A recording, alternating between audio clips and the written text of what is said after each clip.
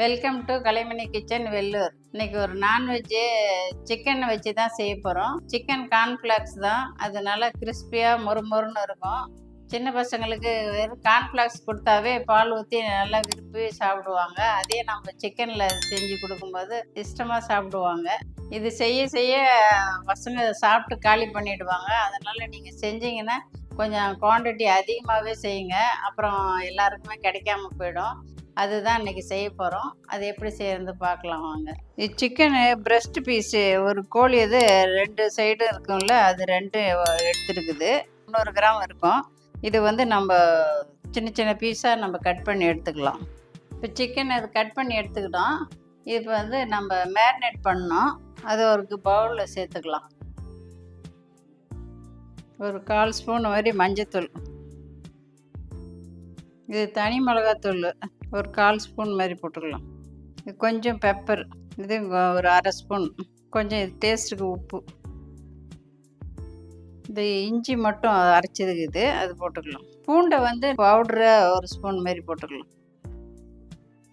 இதில் கொஞ்சம் soya sauce, dark soya sauce ஒரு ஸ்பூன் மாதிரி சேர்த்துக்கலாம்.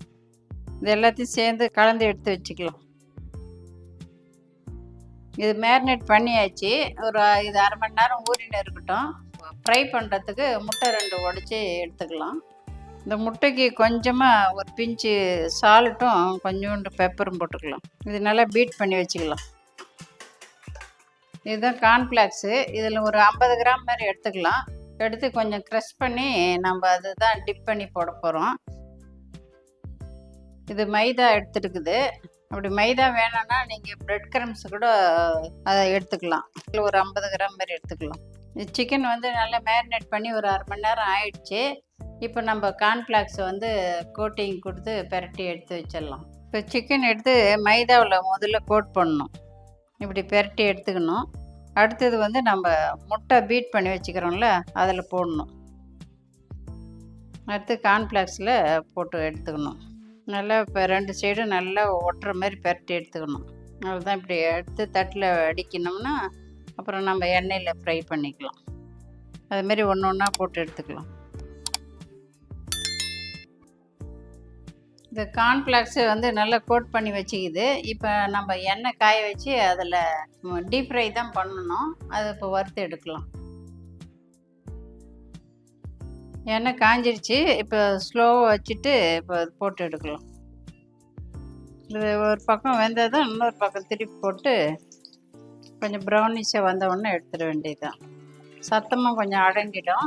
இப்போ எடுத்துகிட்டா நல்லா முருவலாக நல்லா கிறிஸ்பியாக இருக்குது. கிறிஸ்பியான கார்ன்ஃப்ளாக்ஸ் ரெடி ஆகிடுச்சு. இதுமாதிரி கெச்சப்பு வச்சு சாப்பிட்லாம், இல்லை மயோனஸ் மாதிரி கூட சாப்பிட்லாம், இல்லை சும்மாவே வெறுமனே சாப்பிட்டா கூட ரொம்ப நல்லாயிருக்கும். சும்மா இதுலன்னாவே நல்லா முருவலாக பாருங்க. அது உள்ளே உடச்சி பார்த்தா பாருங்க, எம்மியாக அப்படி கேஎஃப்சி சிக்கன் இருக்குல்ல, அந்த மாதிரி தான் அது இருக்குது. சாப்பிட்றதுக்கு அவ்வளோ அருமையாக இருக்கும். இதுமாரி நான் இன்னொரு வீடியோவில் பார்க்கலாம். பை.